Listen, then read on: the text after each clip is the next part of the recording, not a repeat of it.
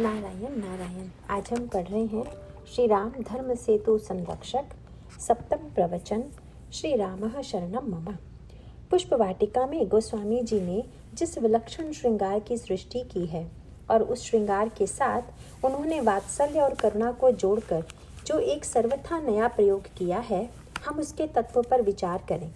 उस वाटिका प्रसंग में भगवान श्री राम और आद्या शक्ति भगवती श्री सीता एक दूसरे के सौंदर्य को देखकर अनुराग रस में डूब जाते हैं। अगर श्री सीता जी का मुख चंद्रमा है तो भगवान श्री राम के नेत्र चकोर बन चुके हैं, और यदि श्री राम का मुख चंद्र है तो श्री सीता जी शरद शशि ही जनुचितव चकोरी। इस तरह से दोनों के ही अंतःकरण में एक दूसरे के प्रति प्रगाढ़ आकर्षण एवं अनुराग का वर्णन किया गया है। किंतु इस वर्णन को यदि शुद्ध श्रृंगार रस की दृष्टि से देखें तो ऐसा लगता है कि श्रृंगार की पूर्णता में कुछ व्यवधान पड़ा है।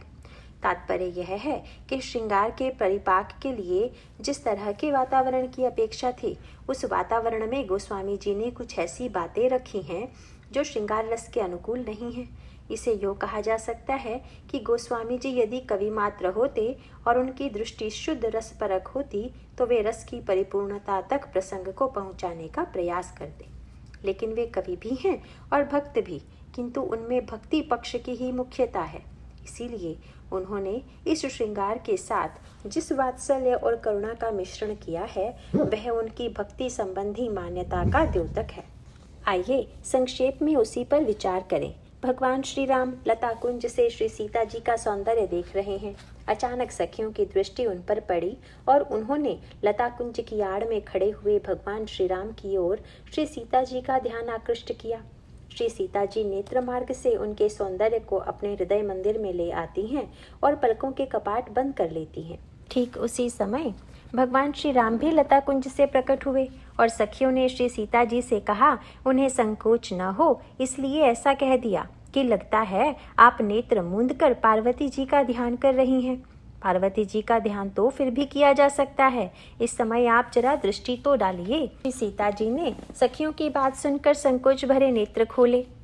अब यदि शुद्ध श्रृंगार रस के परिपाक की दृष्टि से देखें तो गोस्वामी जी को यही लिखना चाहिए था कि श्री सीता जी ने नेत्र खोलकर श्री राम को देखा, प्रभु का दर्शन किया, उनके सौंदर्य का साक्षात्कार किया और उस दिव्य सौंदर्य में डूब गई।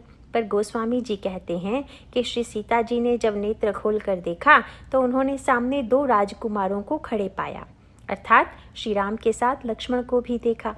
पिछले प्रवचन में जो चर्चा चल रही थी उसे मैं थोड़ा और स्पष्ट कर दूं। इसका तात्पर्य है कि यहीं पर गोस्वामी जी ने श्रृंगार के साथ साथ वात्सल्य को जोड़ दिया, क्योंकि श्री सीता जी जब भगवान राम को देखती हैं और उनके साथ साथ लक्ष्मण पर भी उनकी दृष्टि पड़ती है तो क्या वे दोनों को एक ही दृष्टि से देखती हैं? यह संभव नहीं। उनकी भगवान राम के प्रति प्रियतम की रसमयी भावना है और लक्ष्मण के प्रति शुद्ध वात्सल्य भाव है। ऐसी स्थिति में जब श्री सीता जी दोनों को देखेंगी तो स्वभावतः दृष्टि में भी पार्थक्य होगा। ठीक यही समस्या उस समय श्री सीता जी के समक्ष आती है जब वन पथ में भगवान राम और लक्ष्मण विराजमान थे और गांव की स्त्रियों ने श्री सीता जी से प्रश्न किया कि देवी कृपा करके यह बताइए कि ये दोनों राजकुमार आपके कौन हैं। यह सुनकर क्षणों तक तो श्री सीता जी उनके प्रश्न का उत्तर भी नहीं दे पाई। तिन्हि बिलोकति धरनी दुह संकोच सकुचिति बरबरनी।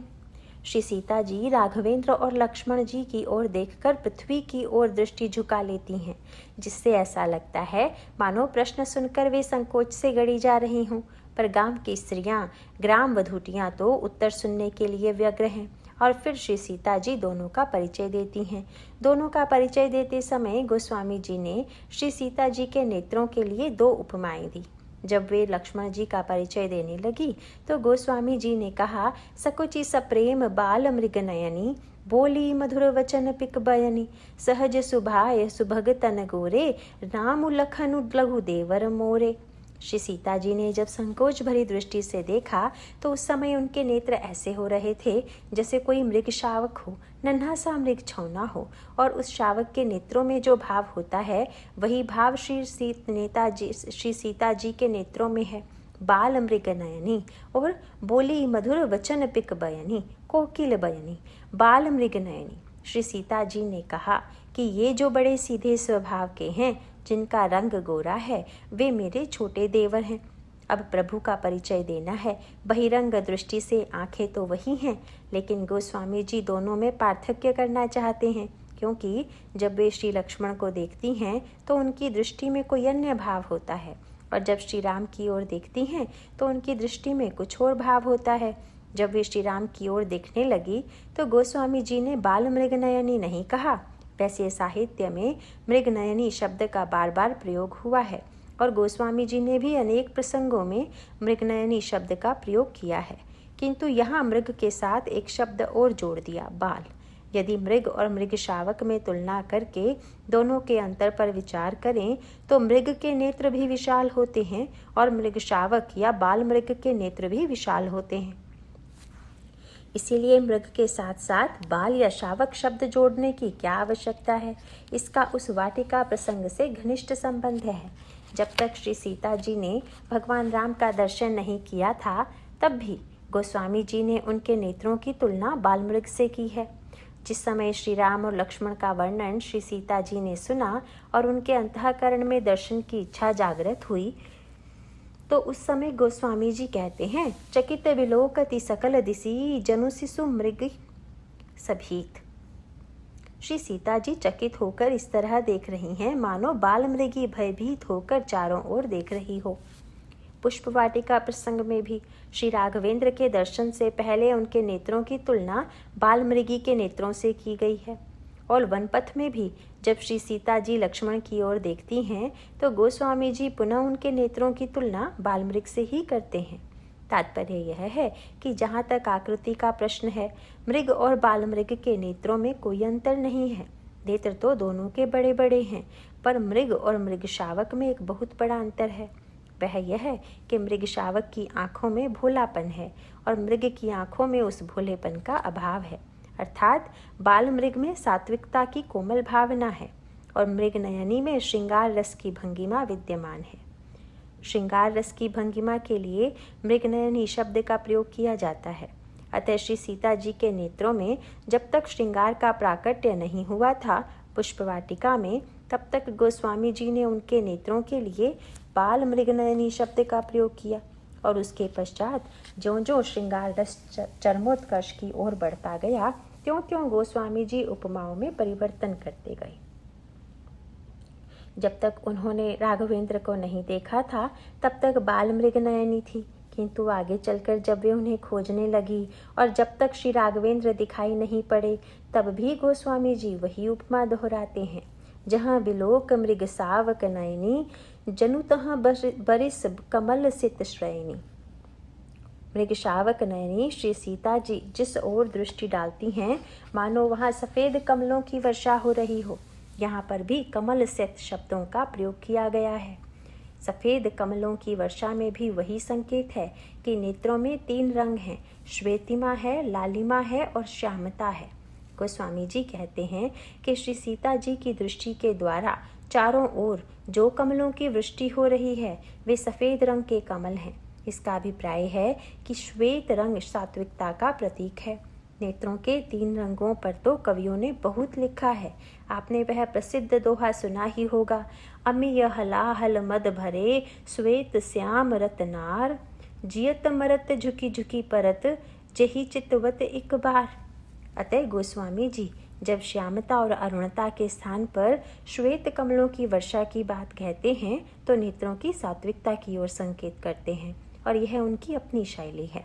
अस्तु, श्री किशोरी जी के नेत्र अत्यंत सात्विक हैं और उनमें अभी अनुराग की लालिमा का उदय नहीं हुआ है, किंतु श्री राघवेंद्र को देख लेने के पश्चात गोस्वामी जी ने श्री सीता जी के नेत्रों के लिए मृग शावक नयनी की उपमा देना बंद कर दिया। अब नेत्रों में अरुणिमा है। जहाँ पहले सात्विकता थी, भोलापन था, उसके स्थान पर अब अनुराग की लाली आ गई, और अनुराग की लाली आ जाने के बाद गोस्वामी जी एक अन्य उपमा का प्रयोग करते हैं। धनुष यज्ञ के प्रसंग में जब श्री सीता जी भगवान राम को देख रही हैं, तो गोस्वामी जी कहते हैं, खेलत मनस जमीन जुग जनु विधु मंडल डोल। श्री सीता जी के नेत्र इस प्रकार शोभित हो रहे हैं मानो चंद्रमंडल रूपी डोल में कामदेव की दो मछलियां क्रीड़ा कर रही हों।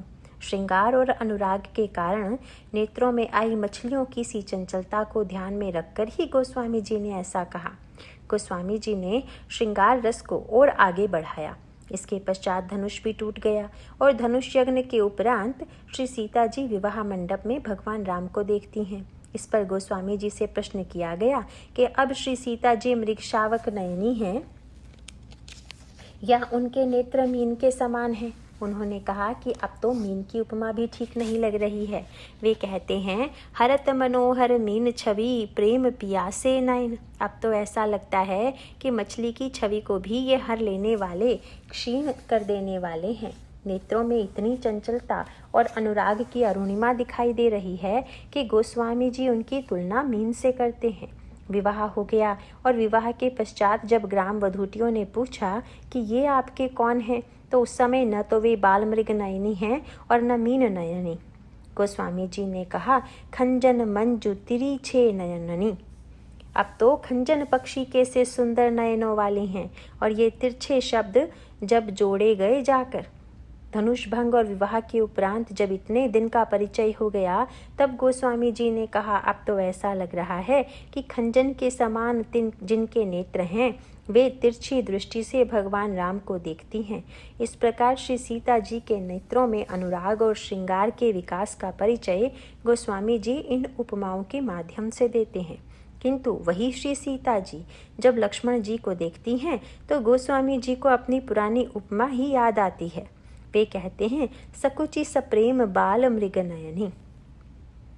वही श्री सीता जी भगवान राम के लिए खंजन नयनी हैं, किंतु जब वे लक्ष्मण जी की ओर दृष्टि उठाकर देखती हैं तो लगता है कि अरे ये तो वही बाल मृग नयनी है। तात्पर्य यह है कि यहाँ नेत्रों में श्रृंगार का प्रश्न ही नहीं है। उनके नेत्रों में तो एक सरस भोलापन और सात्विकता दिखाई देती है। इस दृष्टि से गोस्वामी जी ने अद्भुत रस सृष्टि कर दी। वहाँ तो दोनों को अलग अलग देखना है और पुष्प वाटिका प्रसंग में भगवान राम और लक्ष्मण को श्री सीता जी द्वारा एक साथ देखने का अर्थ यह है कि अगर गोस्वामी जी को शुद्ध श्रृंगार का परिपाक प्रदर्शित करना होता तो वे कह सकते थे कि नेत्र खोलकर श्री सीता जी ने श्री राम को ही देखा, और यह ठीक भी होता, क्योंकि जिसका जिससे अनुराग होता है दृष्टि उसी पर पड़ती है और उसी की ओर व्यक्ति आकृष्ट होता है। इसीलिए श्री सीता जी भगवान राम को देख रही हैं। यदि इतना मात्र गोस्वामी जी लिखते तो श्रृंगार रस की परिपूर्णता हो जाती, किंतु गोस्वामी जी की जो रसपरक व्याख्या है वह यहाँ पर काम नहीं आती, क्योंकि वे शुद्ध रस का परिपाक मात्र नहीं चाहते, उससे कुछ अधिक चाहते हैं। इसे हम यूँ स्पष्ट कर सकते हैं कि गोस्वामी जी चाहते हैं कि वस्तुतः भक्ति और भगवान दोनों में करुणा और वात्सल्य का उदय हो।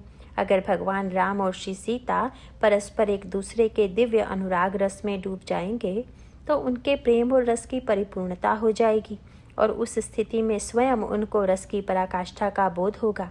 किंतु गोस्वामी जी को लगता है कि यदि इस रस में भगवान राम और श्री सीता डूब जाएंगे तो वह रसमयी भक्ति होगी।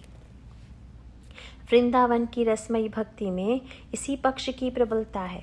श्री सीता और श्री राम के प्रेम तथा श्री राधा और श्री कृष्ण के प्रेम में मुख्य अंतर यह है कि वहाँ शुद्ध श्रृंगार और प्रीति की पराकाष्ठा है और यहाँ श्री गोस्वामी जी श्रृंगार के साथ करुणा और वात्सल्य को जोड़ देते हैं। वहाँ जो श्रृंगार की परिपूर्णता है उसका तात्पर्य यह है कि वृंदावन के महान रसिक भक्त चिंतन करते हैं कि श्री राधा और श्री कृष्ण परस्पर एक दूसरे के प्रेम रस में डूब गए। उनके चिंतन की परिपाटी यही है और वहाँ भी भाव निकुंज का ही है। ध्यान देने की बात यह है कि वहाँ निकुंज के भीतर भगवान श्री कृष्ण और श्री राधा को देखने की पद्धति है और यहाँ गोस्वामी जी निकुंज से बाहर निकालते हैं। यही दोनों में सूक्ष्म अंतर है। वहाँ निकुंज के भीतर दोनों एक दूसरे के अनुराग में डूबे हुए हैं और भक्त उस अनुराग का चिंतन करके जीवन में धन्यता का अनुभव करता है। भक्त का एक रूप यह है, किंतु यह भक्ति उनके उपयोग की है जो अत्यंत निष्काम भक्त हैं। क्योंकि जिनके जीवन में केवल यही कामना रह गई कि भगवान श्री राधा रानी के और श्री राधा रानी भगवान के प्रेम में डूबी हुई हैं और उनके प्रेम का चिंतन करके मैं धन्य हो रहा हूँ, अतः यह जो निष्काम भक्ति की परिपूर्णता है उसमें यही पक्ष है। वृंदावन के और भी जितने ब्रजरस के भक्त कवि हैं उन्होंने बार बार दोनों के प्रेम का वर्णन किया है। रसखान ने भी अपने ढंग से वर्णन किया। दोनों की स्थिति देखी हुई किसी कोप वधूटी ने तो उसने कहा, एरी आज काल ही सब लोक लाज त्यागी दो, सीखे हैं सबई विद स्नेह सरवसाई बो, कहे रस खानी दिना द्वय, मैं बात फैली जय हैं, कहाँ लो सयानी चंदा हाथन छिपाई बो, आजू हऊ निहारयो बीर निपट कालिंदी तीर, दोउन को दोउन सो मुरी मुस्काई बो, दो परई पैया दो लेत हैं बलैया, उन्हें भूली गई गैया इन्हें गागर उठाई बो। यह ब्रजरस की एक दिव्य झांकी है जिसमें दोनों परस्पर दो चकोर दो चंदा अनुराग में डूबे हुए हैं। किंतु यहाँ पर जब गोस्वामी जी भगवान राम का वर्णन करते हैं तो वे दो नहीं तीसरा भी जोड़ देते हैं।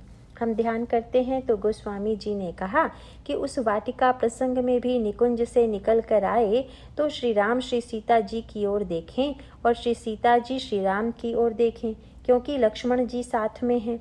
इसका तात्पर्य है कि गोस्वामी जी का पक्ष जरा स्वार्थमय पक्ष है और स्वार्थपूर्ण पक्ष होने से हम कमजोर लोगों के अधिक काम का है।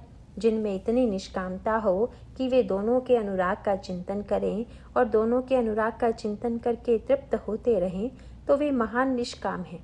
किंतु गोस्वामी जी की भावना यह है कि श्री सीता जी भगवान राम को देखें, पर देखने के साथ साथ उनकी दृष्टि उन्हीं तक न रह जाए, बल्कि जरा हम बालकों पर भी उनकी दृष्टि पड़ती रहे, वे हमारी ओर भी दृष्टि डालती रहें। वे निकुंज से बाहर भी इसीलिए ले आए। किंतु ब्रजरस के रसिक भक्त कहते हैं कि दोनों एक दूसरे के अनुराग रस में इतने डूबे हुए हैं कि भगवान को पता ही नहीं चलता कि संसार में क्या हो रहा है। इसीलिए गोस्वामी जी ने सोचा कि जरा निकुंज से बाहर निकाल दें तो संसार को यह दिखाई देगा, वहाँ तो लोक लाज भी नहीं, मर्यादा भी नहीं। एरी आज काल ही सब लोक लाज त्यागी दो, सीखे हैं सभई विध स्नेह सरसाई बो। किंतु यहाँ तो प्रारंभ में आए तो भी विश्वामित्र की आज्ञा से आए हैं पुष्प लेने के लिए।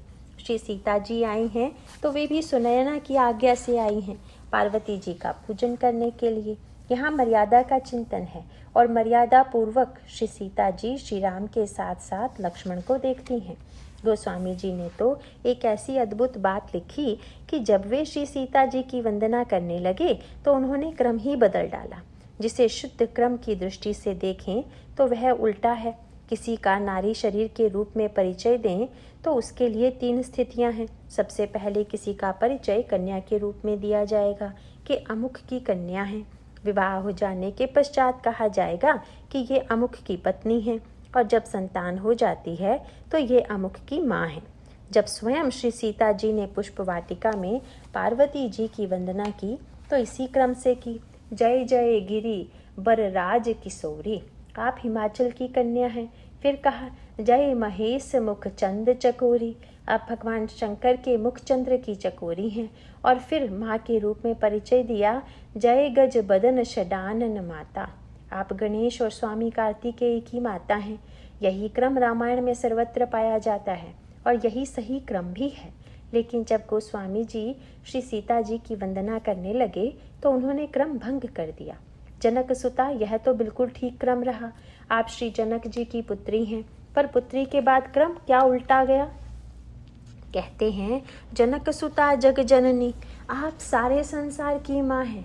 और फिर उसके बाद कहते हैं अतिशय प्रिय करुणा निधान की, किंतु इसको रखना चाहिए बीच में और जग जननी होना चाहिए बाद में। पहले पुत्री, फिर प्रिया और बाद में माँ। पर गोस्वामी जी कहते हैं जनक सुता जग जननी जान की, अतिशय प्रिय करुणा निधान की। गोस्वामी जी बहुत बड़ी बात कह गए। गोस्वामी जी का तात्पर्य यह है कि माँ, मैं जानता हूँ कि आप अतिशय प्रिय करुणा निधान की हैं और हमारी माँ भी हैं, पर हम यह चाहते हैं कि आप माँ पहले रहें और प्रिया बाद में। हमारे प्रति आपकी दृष्टि अधिक समय रहे, किंतु यह स्वार्थपूर्ण दृष्टि है, इसे हम स्पष्ट स्वीकार कर लेते हैं। इसमें स्वीकृति यह है कि आप माँ पहले हैं, आप में दोनों हैं, प्रीति भी और वात्सल्य भी। किंतु अंतर यह है कि श्री राधा रानी में प्रीति की पराकाष्ठा है और श्री सीता जी में प्रीति के पहले वात्सल्य है, करुणा है। इसीलिए गोस्वामी जी ने एक अन्य क्रम और बदल दिया, जिसकी ओर पाठकों का ध्यान जाना चाहिए। यदि उस शब्द को उस संदर्भ में न देखें तो वह शब्द भी गलत है। गोस्वामी जी कहते हैं कि श्री सीता जी किसकी प्रिया हैं। मैंने जब पहली बार यह पढ़ा तो मुझे बड़ा आश्चर्य हुआ। लगा कि प्रसंग के अनुकूल नाम नहीं चुना गया। जैसे पुत्र जब अपने पिता को पुकारेगा तो पिता कहकर पुकारेगा, और सेवक होगा तो स्वामी कहकर पुकारेगा। लेकिन पुत्र के संदर्भ में कोई अगर यह लिखे कि पुत्र ने पिता को स्वामी कहकर पुकारा तो यह बहुत बड़ा दोष हो गया। पुत्र के लिए वह पिता है, परंतु स्वामी तो नहीं है। श्री सीता जी के लिए भगवान राम प्रियतम हैं। ऐसी स्थिति में गोस्वामी जी को अगर प्रियतम लिखना है, अतिशय अप्रिय लिखना है, तो उन्हें लिखना चाहिए अतिशय अप्रिय प्रियतम सुजान की। किंतु गोस्वामी जी लिखते हैं अतिशय अप्रिय करुणा निधान की। श्रृंगार के संदर्भ में यह करुणा निधान नाम तो सर्वथा असंगत है। करुणा निधान का अभिप्राय तो यह है कि जो दीनों दरिद्रों पर दया करे, अभावग्रस्तों पर दया करे, और जो दयनीय हैं उन पर दया करने का नाम करुणा है। इसीलिए श्री सीता जी करुणा निधान की प्रिया हैं या प्रियतम की प्रिया हैं। गोस्वामी जी इसके द्वारा भी बताते हैं, और यह रामायण का महामंत्र भी है। रामचरितमानस में भक्ति के जिस स्वरूप का प्रतिपादन किया गया है उसका तात्पर्य यह है कि श्री सीता जी भगवान राम को करुणा निधान कहकर पुकारें, प्रियतम कहकर नहीं, क्योंकि ईश्वर में तो अनंत गुण हैं और उन अनंत गुणों में से हम जिस गुण को प्रकट करना चाहें उसी के अनुकूल व्यवहार करना पड़ता है। भौतिक जगत में भी आप यही क्रम देखते हैं। उदाहरण के लिए बिजली जड़ शक्ति है। जब तक श्री सीता जी चेतन महाशक्ति हैं, पर बिजली के रूप में जड़ शक्ति में भी यही प्रयोग देखते हैं कि बिजली की शक्ति से हम जैसा और जो काम लेना चाहते हैं उसी प्रकार के यंत्र से उसे जोड़ देते हैं। भाषण के लिए आवश्यकता होती है शब्द प्रसार की, इसीलिए वक्ता और श्रोता के बीच में एक यंत्र रख दिया गया और विद्युत शक्ति शब्द संवाहक बनकर उसको दूर तक फैला रही है। कहीं प्रकाश लेना है तो उसको लट्टू से जोड़ दिया गया और वह प्रकाश दे रही है। कहीं पंखे से जोड़ दिया गया तो विद्युत शक्ति हवा के रूप में आ रही है। कहीं शीतलता के यंत्र से जोड़ दिया गया तो ठंडक मिल रही है। अभिप्राय यह है कि जैसे बिजली की शक्ति को हम जिस यंत्र से जोड़ देते हैं, बिजली का वैसा ही गुण प्रकट हो जाता है। वह तो शक्ति का पुंज है। हम उस शक्ति पुंज से क्या पाना चाहते हैं, इसका निर्णय तो हमें करना है। ठीक इसी प्रकार से ईश्वर के जो अनंत गुण हैं, उन गुणों में से हम किस गुण को पाना चाहते हैं। प्रश्न यह है कि हम जो गुण पाना चाहते हैं, भगवान में वह गुण कैसे प्रकट हों, इसी का उपाय खोजना पड़ता है। जैसे आपने निर्णय किया कि हमें तो हवा चाहिए, तो आप विद्युत को पंखे से जोड़कर हवा के रूप में पा लेते हैं। इसी प्रकार से हमें निर्णय करना है कि भगवान के अनंत गुणों में से हमें किस विशेष गुण की आवश्यकता है। यह जान लेने के बाद कि भगवान के अनंत गुणों में से हमें अमुक गुण की आवश्यकता है, तब हम यह निर्णय करें कि भगवान का उक्त गुण कैसे प्रकट होगा। जैसे रावण का वध करने के लिए ब्रह्मा भगवान से अवतार लेने की प्रार्थना कर रहे हैं, क्योंकि भगवान राम से रावण के वध का काम लेना है। इसीलिए ब्रह्मा जी की प्रार्थना उस प्रसंग में सर्वथा संगत है। ब्रह्मा जी ने तुरंत भगवान की प्रार्थना प्रारंभ की, जय जय सूर्य नायक, हे देवताओं के नायक आपकी जय हो। ब्रह्मा जैसा विद्वान और इतने छोटे से शब्द का प्रयोग कर रहा है, कहना चाहिए समस्त ब्रह्मांड के नायक। यूँ अगर देखें तो ईश्वर की महिमा की दृष्टि से ब्रह्मा का शब्द हल्का है, लेकिन ब्रह्मा के उद्देश्य की दृष्टि से वही शब्द ठीक है। क्योंकि अगर वे कह दें कि आप सारे ब्रह्मांड के नायक हैं और रावण को मारिए, तो स्वयं में विरोधाभास हो जाएगा। जब हम सबके नायक हैं तो रावण को क्यों मारें। इसीलिए ब्रह्मा ने उन्हें पहले अपने दल में सम्मिलित कर लिया। बोले, जय जय सूर्यनायक। महाराज, हम तो आपको सूर्यनायक मानते हैं। इसका अभिप्राय है कि ठीक अपनी मांग के अनुकूल प्रार्थना का शब्द जोड़ा गया, जय जय सूर्यनायक, किंतु सर्व सुखदायक नहीं, क्योंकि भगवान तो सबके सुखदाता माने जाते हैं। गुरु वशिष्ठ तो कहते हैं, जो आनंद सिंधु सुख राशि, सी करते त्रलयुक सुपासी, सो सुख धाम राम असनामा, अखिल लोकदायक विश्रामा। जो सबको सुख दे। पर ब्रह्मा ऐसा भी नहीं कहते। ब्रह्मा शब्दों के प्रयोग में संकोच करते हैं। जय जय सूर्यनायक और जन सुखदायक, जो आपके जन हैं, आप केवल उन्हीं को सुख देते हैं। रावण को दुख होने वाला है तो यह कैसे कहीं कि आप सबके सुखदाता हैं, बल्कि कहा कि जन सुखदायक। भगवान पूछ सकते हैं कि आप कौन हैं, आप किस अधिकार से कह रहे हैं। ब्रह्मा भगवान का तीसरा नाम देते हैं, प्रणतपाल भगवंता, जो आपके चरणों में प्रणत होते हैं। आप ऐसे शरणागतों की रक्षा करते हैं। अतः प्रत्येक शब्द जुड़ा हुआ है उनकी कामना से। जय जय सूर्यनायक, जन सुखदायक, प्रणतपाल भगवंता। और किसके हितकारी हैं? गौद्विज हितकारी। पृथ्वी गाय का रूप धारण करके गई थी, इसीलिए कह देते हैं कि आप ब्राह्मण और गौ के हितकारी हैं, तो क्या संसार के अहितकारी हैं? नहीं। इसका अभिप्राय है कि रावण गोद्विज का विनाश करने वाला है, इसीलिए अगर उसको विनष्ट करने की प्रार्थना है तो भगवान को भी गोद्विज हितकारी बनना पड़ेगा। इतना ही नहीं, नाता भी कितना बढ़िया जोड़ा। तुलसीदास जी से तो भगवान ने पूछ ही लिया कि मेरे तुम्हारे बीच कौन सा नाता है। इस पर उन्होंने कई नाते गिना दिए। ब्रह्म तू हूँ, जीव तू, ठाकुर हूँ चेरो। कई नाते गिनाने के बाद भगवान ने कहा कि इन नातों में से एक नाता बताओ। तो गोस्वामी जी चतुराई कर गए, कहने लगे, तो ही मोही नाते अनेक, मानिए जो भावई। इन नातों में से आपको कौन सा नाता अच्छा लग रहा है महाराज? आपने भी तो सुन लिया इतने नातों के विषय में। गोस्वामी जी को लगा कि मैं अपनी ओर से कोई नाता मानूंगा तो नाते का कर्तव्य भी मुझे ही निभाना पड़ेगा, और अगर ये मानेंगे तो इन्हीं को निभाना पड़ेगा और मुझ पर कोई भार नहीं रहेगा। इसीलिए गोस्वामी जी चतुराई से बोले, मानिए जो भावै, ज्यों त्यों तुलसी कृपालु, चरण शरण पावै। ब्रह्मा से भगवान ने पूछा कौन सा नाता। इस पर उन्होंने तुरंत नाता जोड़ लिया। बोले, जय जय सूर्यनायक, जय जन सुखदायक, प्रणतपाल भगवंता, गोद्विज हितकारी। और गोद्विज हितकारी ही नहीं, वे और स्पष्ट कर देते हैं, जय असुरारी, आप असुरों के शत्रु भी हैं। भगवान किसी के शत्रु नहीं हैं, पर यदि असुर का संहार कराना है तो फिर उन्हें किसी का शत्रु भी तो बनाना ही पड़ेगा। गोद्विज हितकारी, जय असुरारी। और नाता कितना बढ़िया जोड़ा, सिंधु सुता प्रियकंता। क्या आप भूल गए कि आप लक्ष्मी जी के पति हैं?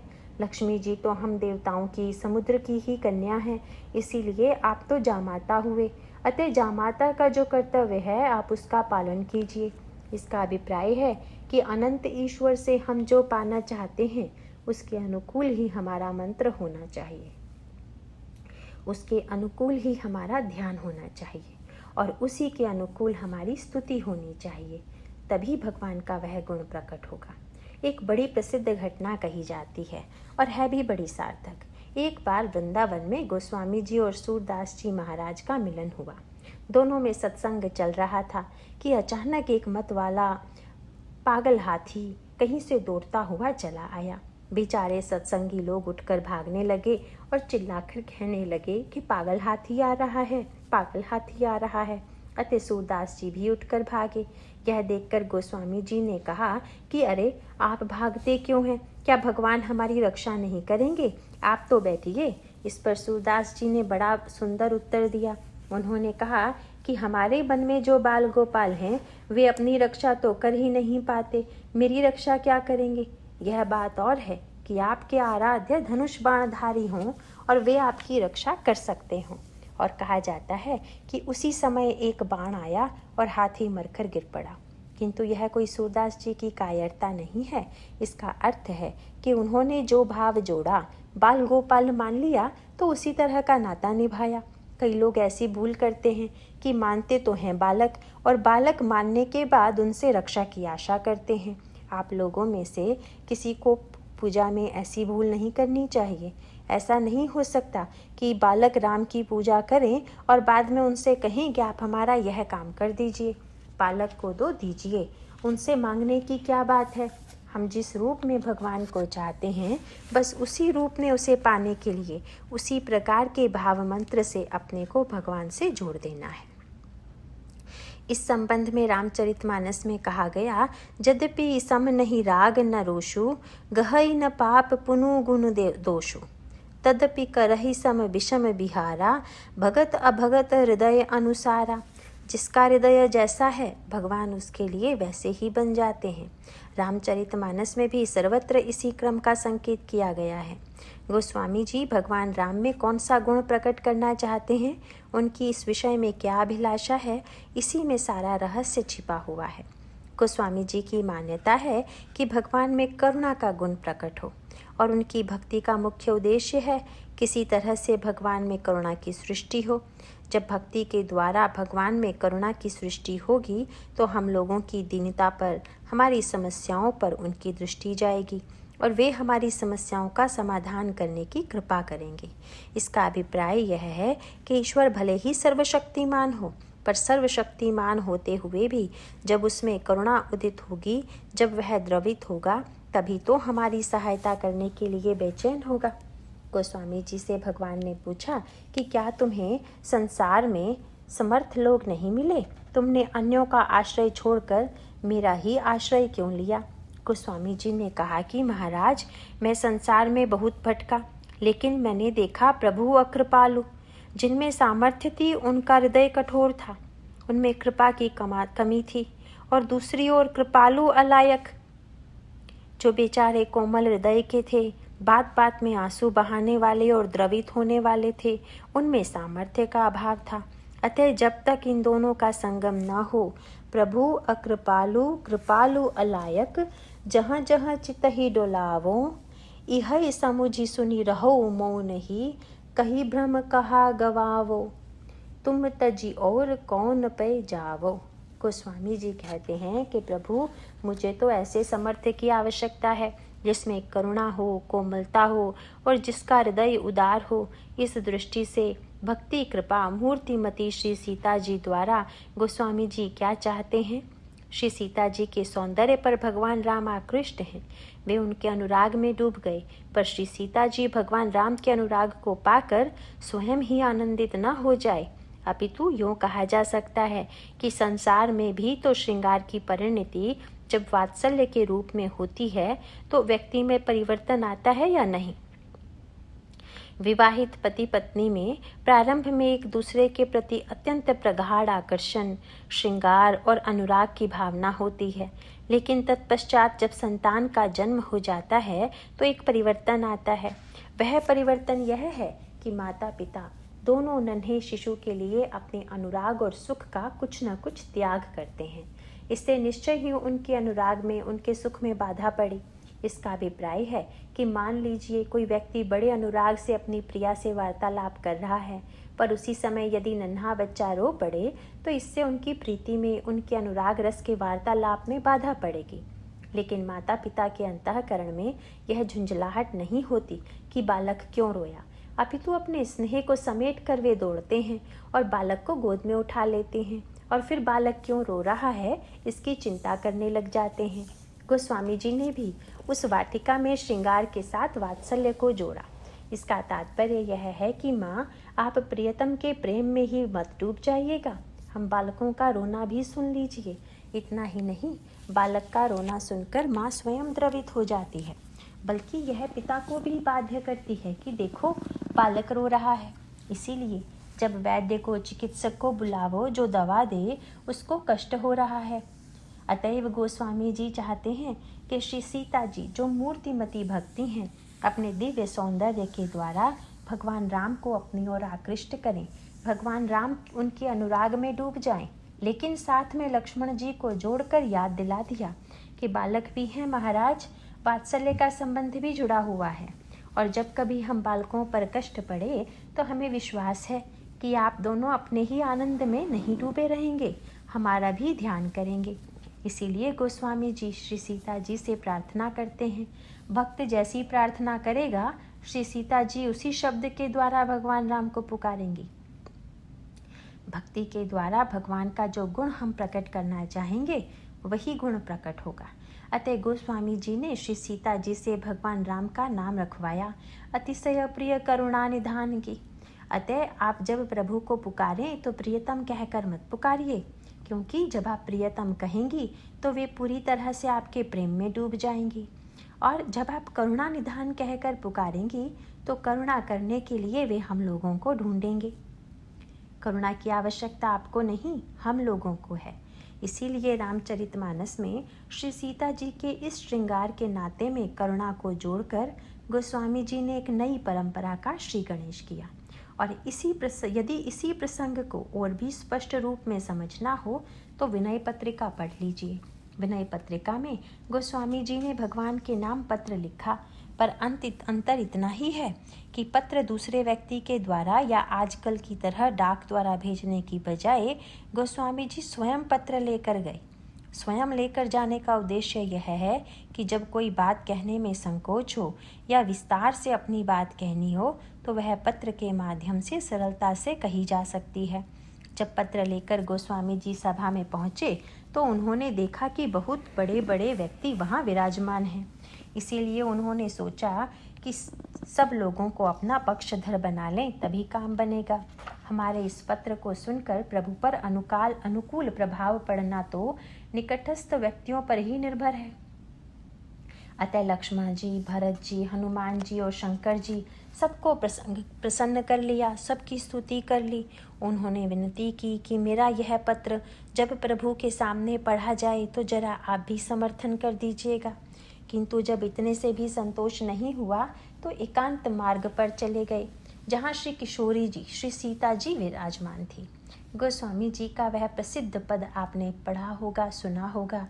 उन्होंने माँ से कहा, कबहुक अम्ब अवसर पाई। माँ, जब कभी आपको अवसर मिले, अर्थात वे प्रभु को राजसभा में देखाए थे। प्रभु प्रजा की सेवा में कितने व्यस्त थे यह भी देखाए थे। इतने ऋषि मुनि और देवता आ रहे थे, राजा आ रहे थे, प्रजा आ रही थी। सबका न्याय करना, सबके प्रति व्यवहार करने में भगवान राम लगे हुए थे। वे रात्रि को विलंब से महल में लौट कर आएंगे। इसीलिए गोस्वामी जी ने इस पद के लिए एक राग का भी चुनाव कर दिया। विनय पत्रिका की पुरानी पोथियों में इसके ऊपर लिखा हुआ है राग केदारा। हमारे यहाँ तो राग रागनियों के गाने का अलग अलग समय है, और राग केदारा गाने का समय है अर्धरात्रांतर्गते राग केदारम गीयते बुधई, अर्थात विद्वज्जन आधी रात के समय राग केदारा का गायन करते हैं। गोस्वामी जी श्री सीता जी से निवेदन करते हैं, कबहुक अम्ब अवसर पाई, और राग के माध्यम से समय का संकेत भी दे देते हैं। प्रभु दिन भर व्यस्त रहेंगे, किंतु कथा सुनकर कम से कम आधी रात को तो लौट ही आएंगे। भला सोचिए, भगवान राम सारा कार्य समाप्त करने के बाद थके थकाए जब आधी रात को आएंगे तो गोस्वामी जी माँ से यह नहीं कहते कि उस समय आप उनके विश्राम की व्यवस्था कर दीजिएगा ताकि वे आनंद से सो जाएं। वे तो क्षीर सागर में न जाने कितना सोते रहते हैं। हम लोगों की समस्या ही यही है कि ईश्वर सोता बहुत है। हम लोगों के जीवन में तो कम से कम सोया ही हुआ है। किसी ने कबीरदास जी से पूछा कि जब ईश्वर सबके हृदय में है तो फिर संत और असंत में क्या अंतर है। उन्होंने कहा, सब घट मेरा साईया, सूनी सेज न कोय। संसार में जितने मनुष्य हैं सबके हृदय रूपी पलंग पर हमारा स्वामी विद्यमान है। सूनी सेज न कोय में ही व्यंग है।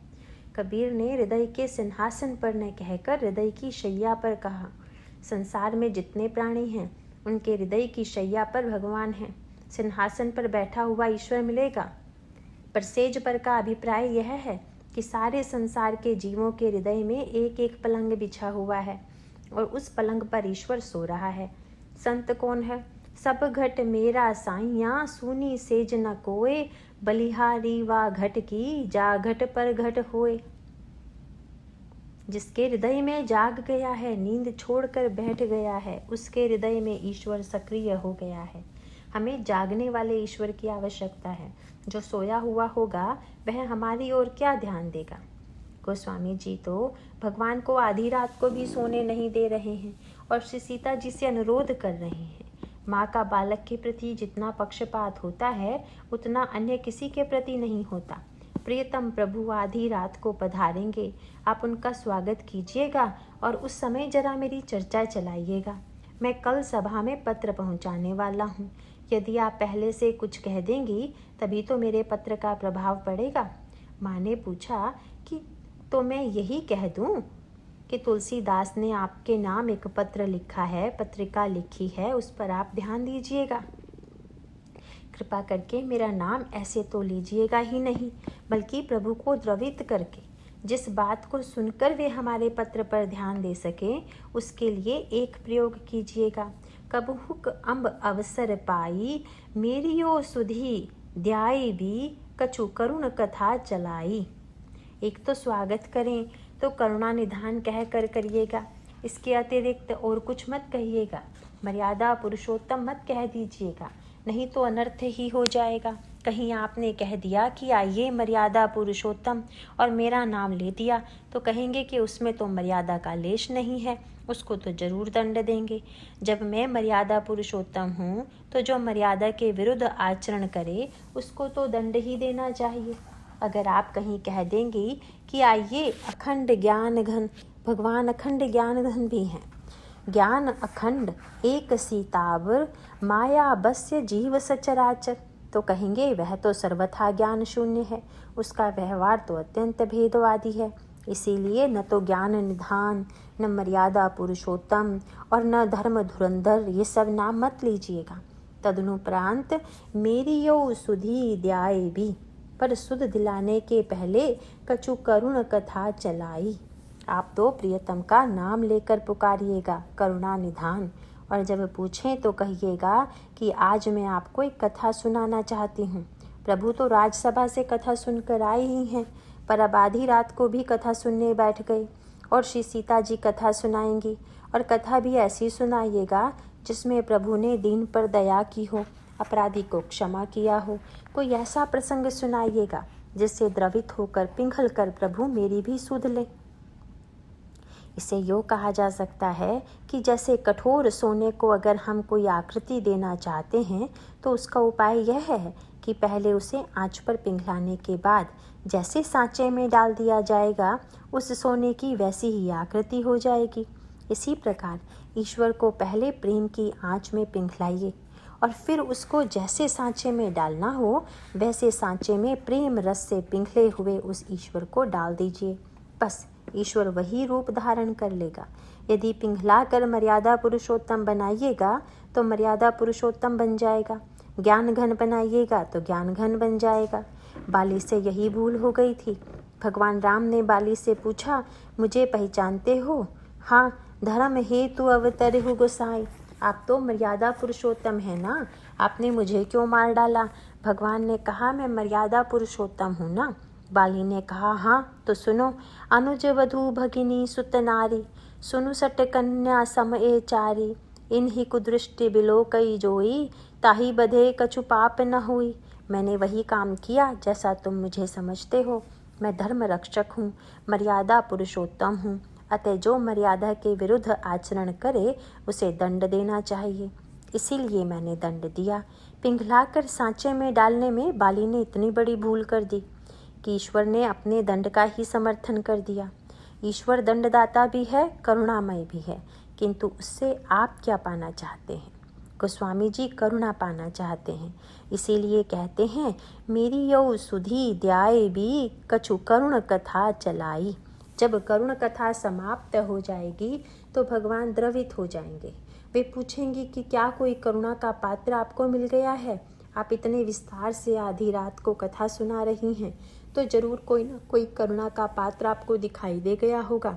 बूझी हैं सो है कौन कही भी, नाम दशा जनाई। तब मेरा नाम लीजिएगा। और कैसे लीजिएगा? कह दीजिएगा कि दीन है। करुणा का गुण क्या है?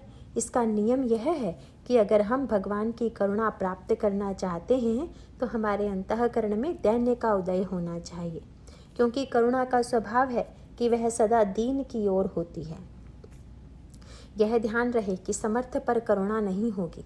समर्थ को सम्मान तो मिल सकता है, पर करुणा कैसे मिलेगी? इसीलिए गोस्वामी जी कहते हैं कि मेरा परिचय देते समय कहिएगा कि दीन सब अंगहीन। दीन है और साधना के जितने अंग हैं उनसे हीन है। दीन सब अंगहीन छीन, बड़ा दुबला पतला है। मलीन अघी अघाई है कौन? क्या करता है वह जीवन में? नाम लय भरई उदर।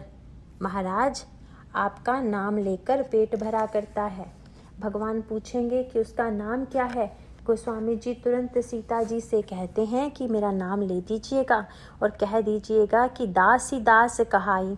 आपकी दासी का दास है। तुलसी भगवान की दासी मानी जाती है और चरणों में चढ़ाई जाती है। जब तुलसी आपको इतनी प्रिय हो सकती है, जो दैत्य की पत्नी थी, आपके शत्रु की पत्नी थी, जिन्हें आपने सदा के लिए धारण कर लिया और उन्हें मस्तक पर स्थान दिया, तो दासी के दास को कम से कम चरणों में स्थान तो मिल ही जाएगा।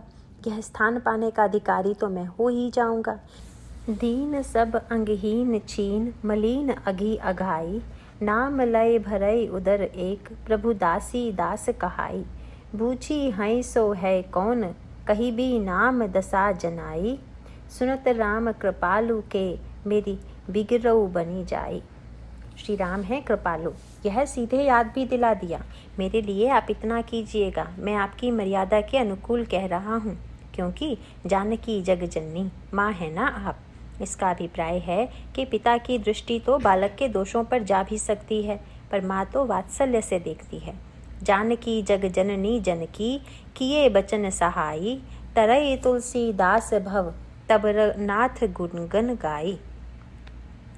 गोस्वामी जी भक्ति की महत्तम लक्ष्य यह मानते हैं कि किसी प्रकार भगवान में जीव के प्रति करुणा उत्पन्न हो जाए, और यही भक्ति का सर्वश्रेष्ठ कार्य भी है। इसीलिए भगवान राम सीता दो नहीं रहते, वन जा रहे हैं तो भी दोनों के साथ लक्ष्मण जुड़े हुए हैं। इसीलिए पहले तो गोस्वामी जी ने इसका वर्णन किया कि भगवान राम और श्री सीता जी का प्रेम कैसा है। राम संग सिय रहती सुखारी, पुर परिजन गृह सुरति बिसारी। नाह ने हुनित बढ़त बिलोकी, हर्षित रहती दिवस जिमि कोकी। भगवान राम श्री सीता जी को देखकर प्रसन्न होते हैं, उनका सौंदर्य, उनका उत्साह देखकर प्रसन्न होते हैं। इसीलिए गोस्वामी जी वहाँ जोड़ देते हैं कि भगवान राम श्री सीता जी के प्रेम में डूबे हुए हैं और श्री सीता जी भगवान राम के प्रेम में डूबी हुई हैं, किंतु उनके साथ तीसरे लक्ष्मण जी भी तो हैं। अतः गोस्वामी जी ने पहले यह देखा कि लक्ष्मण जी क्या करते हैं। से वही लखनु करम मन बानी, जाई न सीलु स्नेहु बखानी। लक्ष्मण जी मन वचन कर्म से श्री सीता जी और प्रभु की सेवा करते हैं, एवं उनके शील स्नेह का वर्णन नहीं किया जा सकता। किंतु भगवान राम और श्री सीता मिलकर क्या करते हैं। जोग वही प्रभु सिय लख नहीं कैसे, पलक बिलोचन गोलक जैसे। जैसे नेत्र गोलकों की दोनों पलकें रक्षा करती हैं, इसी प्रकार भगवान राम और श्री सीता जी दोनों लक्ष्मण जी की सार संभाल करते हैं। लक्ष्मण जी बन गए पुतली और भगवान राम और सीता जी बन गए पलक। इतना बड़ा सौभाग्य। गोस्वामी जी ने कहा कि भगवान राम का एक व्रत है, सिय लखन जही विधि सुखु लहही, सोई रघुनाथ करही सोई करही। इसीलिए एक दिन भगवान राम और श्री सीता जी में प्रेम भरा विवाद छिड़ गया। लता और वृक्ष के मिलन से कुंज बन गया था और उस दृश्य को देखकर दोनों को बड़ा आनंद आया, पर दोनों ने व्याख्या अलग अलग प्रकार से की। भगवान राम ने कहा कि सीते, देखो तो यह लता कितनी स्नेहमयी है, कितनी अनुरागमयी है कि इसने वृक्ष में जितने छिद्र थे उनको अपने पत्तों के द्वारा ढक दिया। अगर लता ने इसको चारों ओर से आच्छादित न कर दिया होता तो वृक्ष में छिद्र रह जाते, और धन्य है वह वृक्ष जिसका इतना अधिक सौभाग्य है कि उसने इतनी सौभाग्यशालिनी लता को अपने पास पाया। यह वृक्ष अपने सौभाग्य की तुलना में किसी का सौभाग्य नहीं मानता। श्री सीता जी ने कहा कि महाराज, दृश्य तो बड़ा सुंदर है, पर मुझे तो लगता है कि यह व्याख्या उल्टी हो गई। मैं तो यह समझती हूँ कि भाग्यशालिनी यह लता है जिसने वृक्ष का सहारा पा लिया। अगर वृक्ष ने ऊपर न उठाया होता तो कोई भी पशु उसे चढ़ जाता। वृक्ष ने उसे ऊपर उठा दिया, इसीलिए सौभाग्यशालिनी तो लता है। दोनों अपने अपने पक्ष का समर्थन कर रहे हैं, किंतु वस्तुतः लता वृक्ष के बहाने भगवान राम कहते हैं कि मैं आपको पाकर धन्य हूँ, सौभाग्यशाली हूँ, और श्री सीता जी कहती हैं कि मैं आपको पाकर सौभाग्यशालिनी हूँ। इसका निर्णय कौन करे कि भाग्य किसका बड़ा है, भगवान राम का या श्री सीता जी का। दोनों ने तुरंत लक्ष्मण को बुलाया। लक्ष्मण जी के आने पर भगवान राम ने अपनी बात कही तो वे बोले कि आप बिल्कुल ठीक कहते हैं, वृक्ष बड़ा भाग्यशाली है। जब श्री सीता जी ने कहा कि लता कितनी भाग्यशालिनी है तो कहने लगे कि आप दोनों बिल्कुल ठीक कहते हैं, लता अत्यंत भाग्यशालिनी है। दोनों ने हंसकर कहा कि तुमने तो दोनों के पक्ष में निर्णय दिया, दोनों में अगर कोई बड़भागी है तो कौन? लक्ष्मण जी ने कहा कि मैं समझता हूँ कि लता और वृक्ष दोनों का भाग्य तो समान है, तीसरे का भाग्य इन दोनों से बड़ा है, जो इस निकुंज में दोनों की छाया में बैठा हुआ है। वह उन दोनों से सौभाग्यशाली है, क्योंकि वस्तुतः दोनों उसे अपनी छाया के द्वारा धन्य कर रहे हैं। संकेत यह था कि सबसे बड़ा सौभाग्य मेरा है, क्योंकि मुझे आप दोनों का प्रेम प्राप्त है।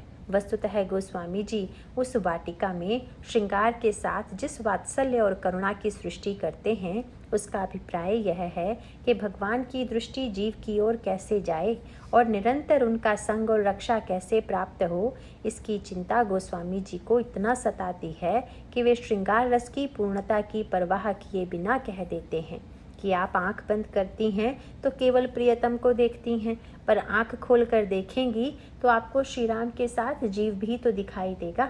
इस तरह से गोस्वामी जी ने श्रृंगार के साथ वात्सल्य और करुणा की सृष्टि करके हम जैसे स्वार्थी जीवों के लिए मार्ग प्रशस्त कर दिया। नारायण नारायण।